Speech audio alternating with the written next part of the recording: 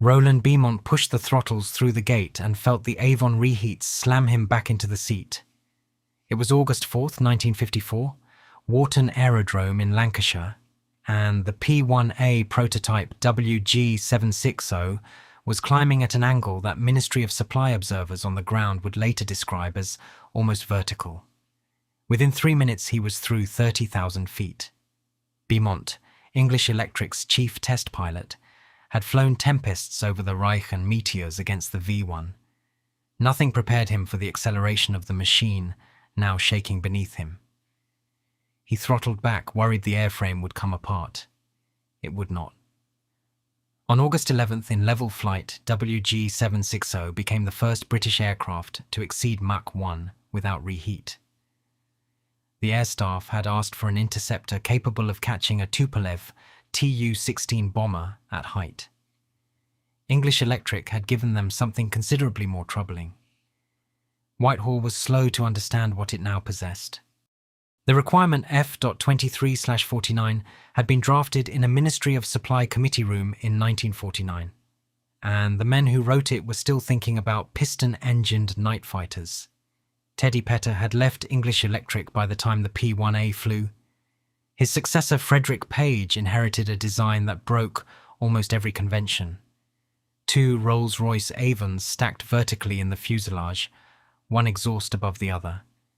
A swept wing so thin the fuel had to be squeezed into the flaps.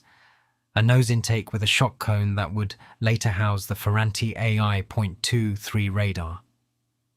Nothing about it looked like the hunters lined up across the apron at Warton. Air Marshal Sir Thomas Pike at the Air Ministry wrote to the Chief of the Air Staff in October 1954 that the P-1 represented a step change in interception capability, and warned that Soviet intelligence would already be tracking its development through the trade press. He was correct. The GRU had a subscription to Flight International, and by 1957 the Novosti Agency was cabling summaries of Warton test reports back to Frunze Street. What the Russians could not immediately assess was performance. British secrecy on climb rates and service ceiling was absolute. The Ministry of Defence, formed only in name in 1946 and consolidated properly in 1964, kept the Lightning's numbers inside a small circle at Adastral House.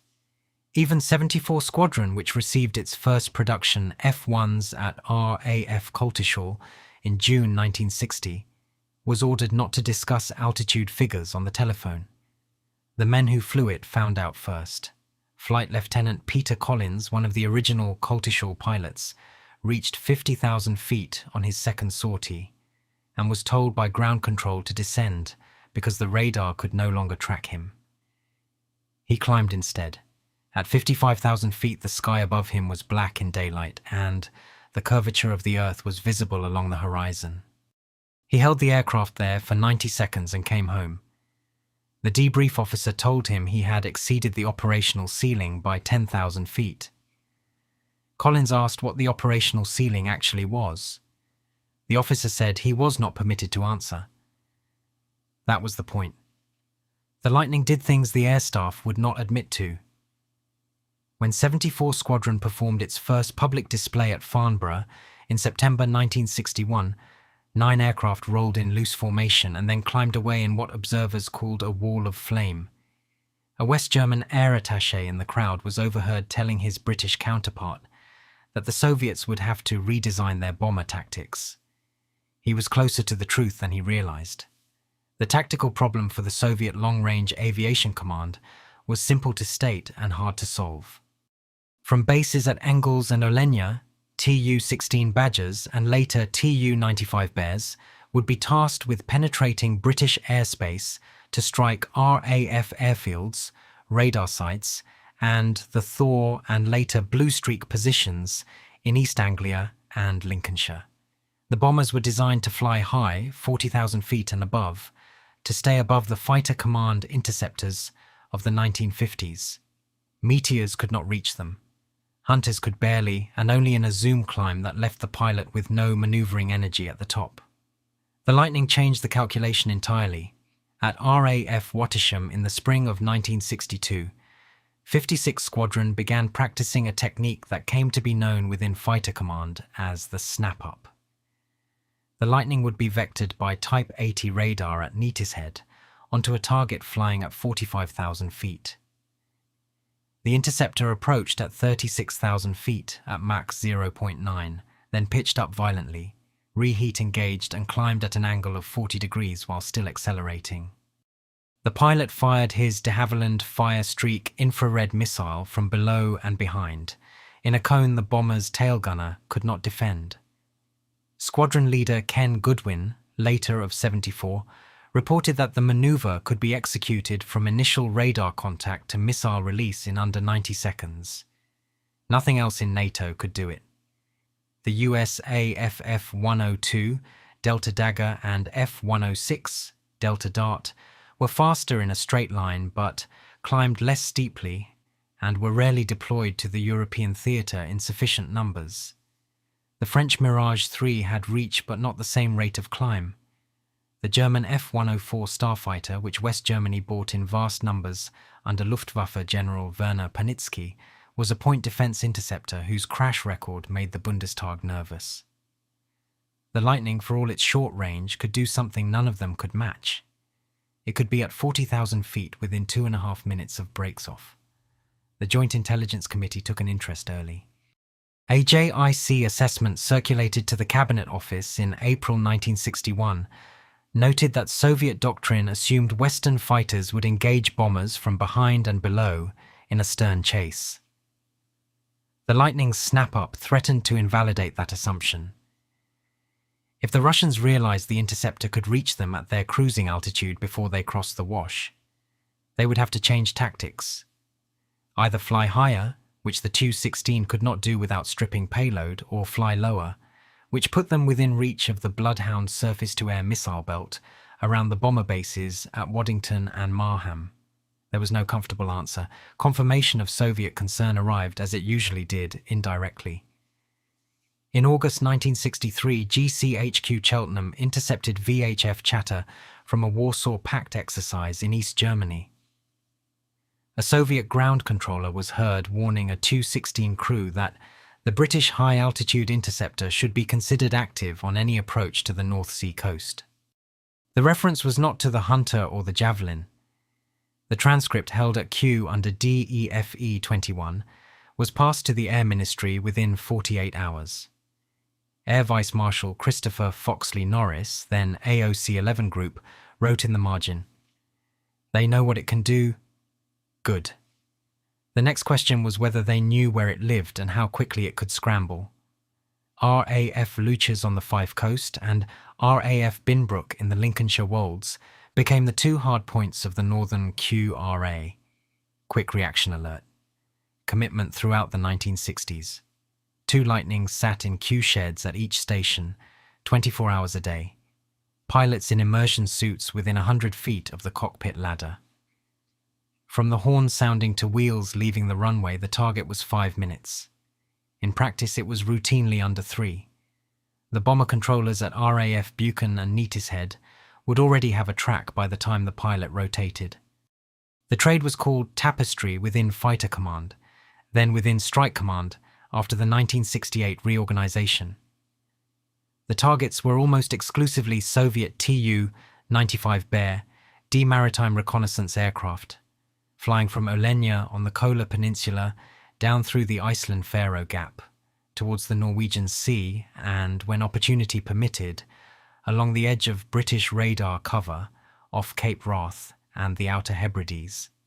Between 1962 and 1974, the Lightning was the aircraft that intercepted them. Squadron records at Kew in AIR 27 show that 11 Squadron at Luchas alone conducted 168 QRA scrambles against Soviet aircraft in 1970. The intercepts followed a choreography that both sides came to understand. The Bear would appear on radar at 250 miles, sometimes accompanied by a wingman, always at around 30,000 feet. Two Lightnings would launch, refuel from a Victor tanker of 55 or 57 Squadron off the Scottish coast, and formate on the bomber's wingtips within visual range of the crew. Photographs would be taken, The Ferranti F.95 camera in the port wing route was designed for exactly this, and the Soviet crew would wave or occasionally hold up copies of Pravda. The Lightnings would escort the bomber until it was handed over to Norwegian F-104s or turned for home. What the Soviet crews did not see was the missile switches, the fire streak, and after 1966 the red top sat live on the pylons. The gun pack in the ventral fuselage carried 30mm Aden cannon rounds. Flight Lieutenant Dave Room of 11 Squadron, in a debrief later declassified, recorded that on a March 1971, Intercept, his section leader, had a full missile lock on a Bear D for 11 minutes. The Russian navigator, visible in the Astrodome, had spent much of that time photographing the Lightning. Both men were doing their job. Neither wanted the other to make a mistake. Mistakes were rare and closely investigated. The most serious incident of the period occurred on September 6, 1970, when a Lightning F-6 of 5 Squadron, piloted by Flight Lieutenant Roger Beasley, lost hydraulic pressure at 36,000 feet over the North Sea while escorting a Bear. Beasley considered ejecting but nursed the aircraft back to Binbrook on emergency systems. The subsequent Board of Inquiry, chaired by Air Commodore Neil Wheeler, found that the design margin on the Lightning's hydraulic accumulators was too tight for prolonged high-altitude sorties. The fix was implemented on the F-6 fleet within 3 months. The Soviet Air Force was watching all of this. What they saw, week after week, was that the RAF could put an armed interceptor alongside their most sensitive reconnaissance platform, faster and higher than any other NATO air force. In 1971, according to a defector interviewed by MI6 and named in files at Q only as Source Pontiac, Long-Range Aviation instructed Tu-95 crews to assume they were under lock from the moment they entered the GRUK gap. That instruction had a name inside the Soviet fighter community too. The name in Russian was Molniya. The word means lightning. Whether Soviet MiG-21 and later MiG-23 pilots used it as translation or as recognition of the specific British type is a question historians have argued about since the 1980s. Christopher Andrew, working from Mitrokhin's smuggled notes, concluded that by 1972, the term appeared in Warsaw Pact interceptor training manuals as a specific reference to the English electric aircraft. Peter Hennessy, more cautiously, has noted that the same word was applied generically to any high-performance NATO interceptor. Both readings can be reconciled. The Lightning, being the only Western fighter that could routinely operate above 55,000 feet in the intercept role, became the archetype for the category. What is beyond dispute is what happened when NATO exercises brought Lightnings and Warsaw Pact air arms into simulated contact. Exercise Priory Lane in September 1965, held over the Baltic approaches, involved 74 Squadron Lightnings out of RAF Luchas, flying simulated interceptions against RAF Canberras, standing in for Soviet bombers. Swedish air defense radars at Gotland tracked the exercise, and Swedish intelligence, which shared selected material with the British Defence Intelligence Staff, reported that Soviet Yak-28 reconnaissance aircraft launched from Kaliningrad flew unusually cautious patterns for the duration. More telling was the Cyprus experience. From 1967, 56 Squadron was based at RAF Akrotiri as part of the Near East Air Force. Lightning F.3s and later F.6s stood alert against Soviet aircraft transiting to Egyptian and Syrian airfields, particularly during the tension of 1967 and 1970. On October 15, 1970, a pair of 56 Squadron Lightnings intercepted a Soviet IL-38 May maritime patrol aircraft over the eastern Mediterranean at 32,000 feet. The IL-38 crew, expecting American F-4s from the 6th Fleet, were visibly surprised, and the debrief noted the co-pilot dropping his logbook when 2 Lightnings materialized at their wingtips within 4 minutes of radar detection. The Cyprus deployment also exposed the Lightning's chronic weakness, which was fuel. Even with the enlarged ventral tank of the F.6 and refueling probe fitted, the aircraft's combat radius was under 200 nautical miles. In a European context with Victor and later Vulcan K.2 tankers of 55, 57 and 214 squadrons on call, this was manageable. In the Eastern Mediterranean and especially in the Persian Gulf, where 56 Squadron detached to Bahrain and Sharjah in 1969, the fuel limitation dictated tactics.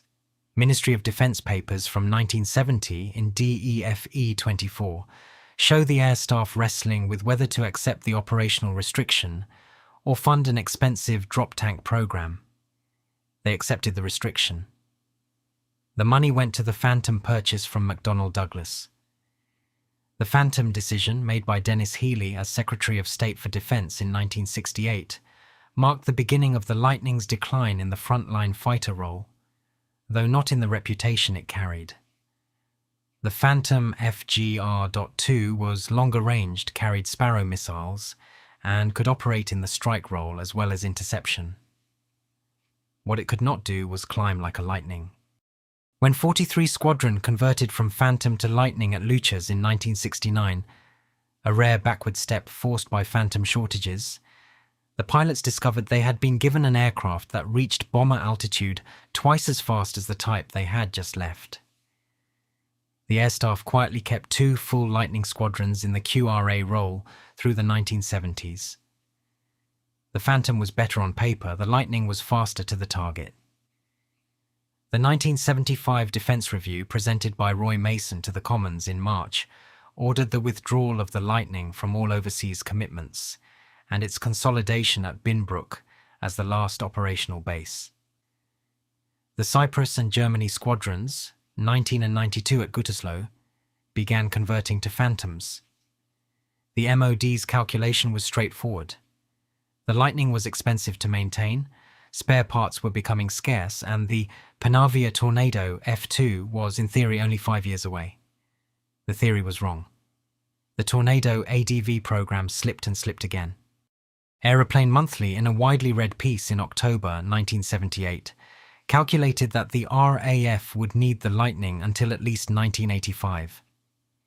Ministry of Defence internal papers released in the 1990s show that Air Chief Marshal Sir Neil Cameron, as Chief of the Air Staff, wrote to the Defence Secretary Fred Mulley in November 1977, warning that the Lightning was now the only aircraft in service capable of reliably intercepting a bear at operational altitude in northern waters. He asked for the Binbrook wing to be preserved intact. It was, and the Lightning went to war-adjacent duties one last time. Throughout the late 1970s and into the 1980s, Soviet Tu-95 activity in the GI-UK gap intensified. GCHQ intercepts working alongside the American SOSUS underwater listening chain showed that Bear F variants were coordinating with Northern Fleet submarines conducting exercises in the Norwegian Sea. RAF Binbrook's Lightnings, alongside Buchan-based Phantoms of 43 and 111 squadrons, flew intercept after intercept. In 1979 alone, 5 Squadron logged 62 QRA scrambles against Soviet aircraft, of which 47 resulted in visual identification. The squadron badge, a maple leaf, unusually, was photographed alongside more red stars than any other RAF fighter unit of the period. The pilots by this stage were flying an aircraft older than they were. Flight Lieutenant Ian Black, who joined 11 Squadron at Binbrook in 1983, later wrote that his aircraft, XR-728, had first flown before he had been born. The airframes were being kept in service by fitters at RAF St Athan, performing structural refurbishments that had never been contemplated when the type was designed. The RB146 Avon engines, built by Rolls-Royce at Derby, had spare parts sourced from cannibalized airframes. When a Lightning was written off, it was stripped for components and its remains sent to the fire school at Manston. And still the Soviets came, and still the Lightning caught them. In November 1984, during exercise priority cover, a pair of Bears from Olenia penetrated the northern radar screen at unusual altitude, 45,000 feet higher than usual, apparently testing whether British interceptors could reach them. 2 5 Squadron Lightnings, piloted by Flight Lieutenants Simon Manning and Jerry Ward were airborne within 4 minutes and intercepted at 46,000 feet, formating on the bombers for 90 minutes until Norwegian F-16s took the trade south. The Soviet Air Force learned once again that altitude was not a sanctuary from the lightning. What the air staff learned, reading the intercept reports at Adastral House, was that the Tornado ADV, now in service with 29 Squadron at Coningsby from 1987, could not climb as quickly. It had better radar, better missiles, better range. It could not do what the Lightning did in the vertical. That capability gap would not be publicly acknowledged until after the Cold War ended. The end came formally on April 30th, 1988, when 11 Squadron at Binbrook disbanded as a Lightning unit. The last operational Lightning flight, XR-773, took off at 10:47 that morning, flown by Wing Commander Jake Jarron, the station commander. He climbed the aircraft to 50,000 feet over the Lincolnshire coast, performed a slow roll at Mach 0.9, and returned to Binbrook. On the ground crews who had kept the type flying for 28 years stood on the pan and applauded. 3 days later, on May 3rd, the last 2 Lightnings from 11 Squadron were ferried to the British aerospace facility at Wharton, the same airfield from which Beaumont had first flown the P.1, a 34 years earlier, for disposal. The line was closed. Binbrook was declared surplus to requirements and would close as an RAF station in 1988. The Tornado F-3 wings at Leicester and Coningsby, and later Leeming, took over the Northern QRA commitment. The Soviet Union noticed a Warsaw Pact intelligence summary from the East German Ministry of State Security, recovered from the Stasi archives after 1990, and referenced in Christopher Andrews' later work, recorded in July 1988 that the withdrawal of the English Electric Lightning from British service represents a reduction in the vertical intercept capability of NATO's northern flank. The document went on to note that Tornado F.3 climb performance was significantly inferior to the type it replaced. The Soviet analysts were reading Aeroplane Monthly and the trade press, but they were also reading their own encounter reports going back to the early 1960s. The last Bear intercept by a Lightning, the last one recorded in AIR-27, took place on April 26, 1988, 4 days before disbandment. Flight Lieutenant Rick Peacock Edwards, on a training sortie out of Binbrook, was diverted onto a live QRA when the standby aircraft went unserviceable. He formated on a Tu-95 north of the Shetlands, took photographs with the F-95 camera, and returned to base. The negatives went to the Defence Intelligence Staff and, in due course, to the National Archives. They show a Bear D at 30,000 feet, wingtip to wingtip, with a Lightning that had entered service 28 years earlier. The wider Cold War was, by then, visibly ending. Gorbachev had met Reagan at Reykjavik in October 1986 and at Washington in December 1987. The INF Treaty had been signed. Margaret Thatcher, who as Prime Minister had described Gorbachev as a man she could do business with, was rebuilding relations with Moscow that Callahan's government had allowed to grow cold. The strategic environment that had shaped the Lightning's operational life, Soviet bombers probing NATO's northern flank as a matter of routine, was beginning to dissolve, but not fast enough to save the aircraft.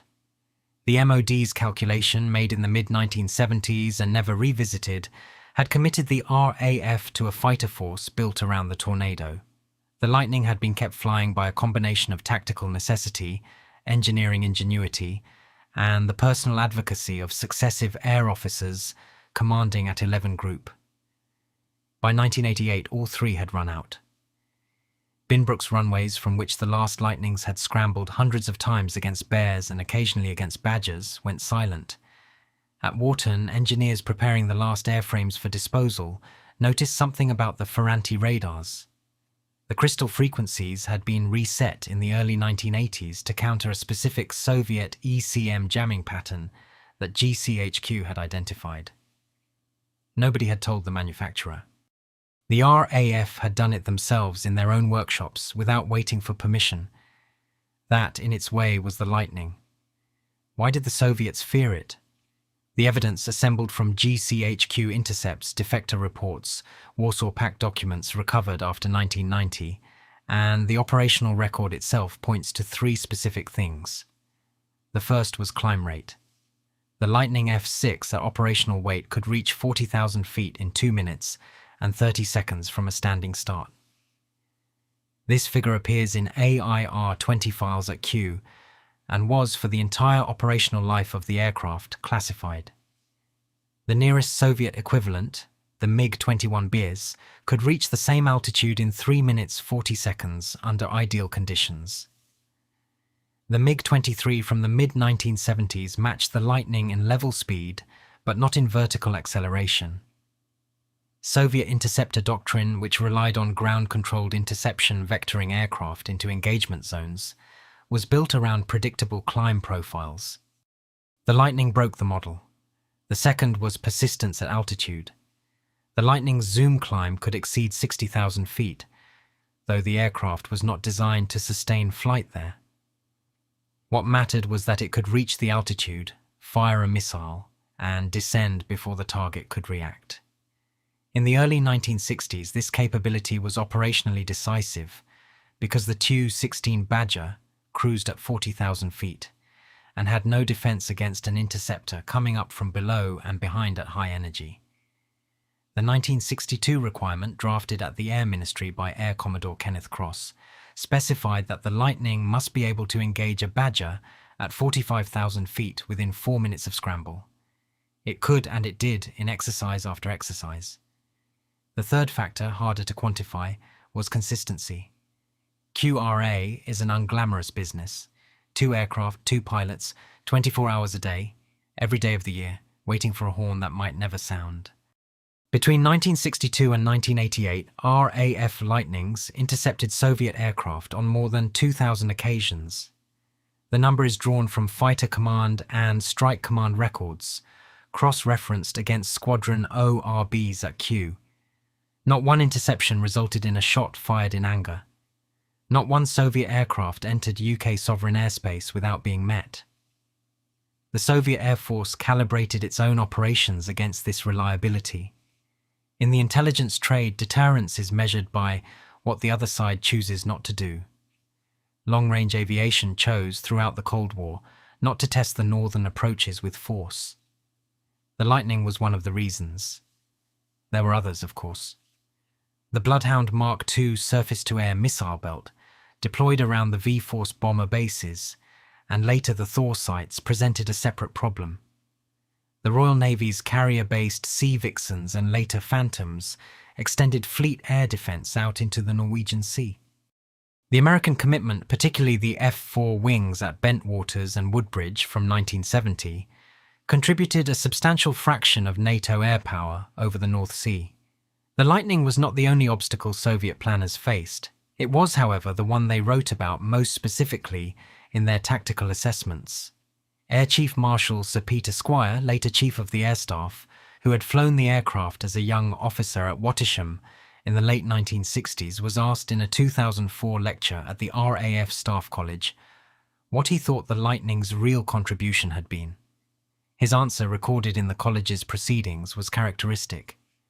"It did what it was built for," he said, "and it did it in front of the Russians every day for 28 years. They knew what it could do. So did we.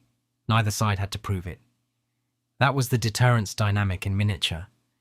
Capability, visibly demonstrated, made use unnecessary. XS-904, one of the last Lightning F-6 to leave Binbrook, sits today at Bruntingthorpe in Leicestershire, kept in taxiable condition by the Lightning Preservation Group. The organisation, funded by ex-RAF fitters and pilots, and by public donation, occasionally runs the Avon engines for public displays. When they do, the noise carries for miles across the flat East Midlands landscape. Visitors are warned about the sound before it starts. It is the sound the Soviet Long-Range Aviation Command spent 30 years planning to avoid hearing. The historical assessment, 35 years after the type's withdrawal, remains contested. Sir Michael Howard, writing in the Journal of Strategic Studies in 1993, argued that the Lightning was an operationally decisive weapon in the specific context of Soviet bomber operations against the United Kingdom between 1960 and 1975. After 1975, he wrote, the strategic threat shifted from manned bombers to submarine-launched ballistic missiles, and the Lightning's role became largely symbolic. Lawrence Freedman, in his 2005 study of British nuclear strategy, took a different view. The Lightning, Freedman argued, functioned throughout the Cold War as the visible face of a deterrent posture that also included the Vulcan Force, Polaris, and eventually Trident. Its symbolic value was inseparable from its operational function. Both interpretations have force. What is not contested is the specific fear it generated in Soviet operational planning.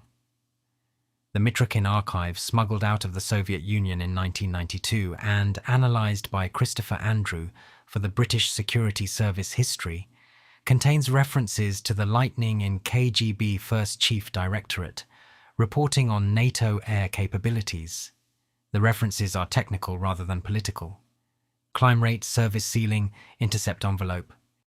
The Russians studied the aircraft the way one studies a specific problem, not the way one studies a category.